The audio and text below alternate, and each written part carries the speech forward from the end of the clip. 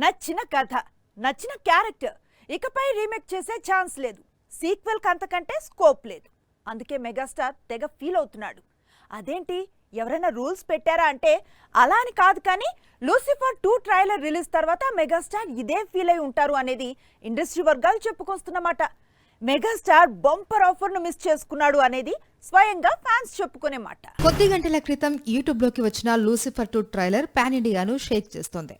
మాలీవుడ్ నుంచి Hollywood movie range output ను ఎవరూ ఎక్స్పెక్ట్ చేయలేదు. దాంతో పాటు మెగాస్టార్ కనుక లూసిఫర్ అలియాస్ గాడ్ ఫాదర్ గా తిరిగి రావాల్సింది అని మెగా ఫ్యాన్స్ తెగ ఫీల్ అవుతున్నారు. లూసిఫర్ 1 మలయాళంలో రిలీజ్ అయి సంచలన విజయం సాధించింది. 2019లోనే మాలీవుడ్ లో విడుదలై 100 కోట్లకు పైగా రాబట్టడం అంటే చిన్న విషయం కాదు. అలాంటి సినిమాను చిరు 2022లో గాడ్ ఫాదర్ పేరుతో రీమేక్ చేశాడు.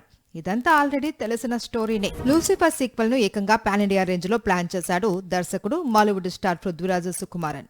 దాంతో సీక్వెల్ సినిమాను చిరు రీమేక్ చేసే అవకాశాలు మిస్ చేసుకున్నాడు. పైగా గాడ్ ఫాదర్ అనుకున్నంత స్థాయిలో మెప్పించకపోవడం కూడా ఒరిజినల్ వర్షన్ కు సీక్వెల్ ను టాలీవుడ్ వరకు తీసుకురావడానికి మరో రీజన్. మొత్తంగా లూసిఫర్ 2 టాలీవుడ్ లో ఎంత సంచలనం సృష్టిస్తుంది అనేది తెలియాలి అంటే మార్చి 27 వరకు వెయిట్ చేయాల్సిందే.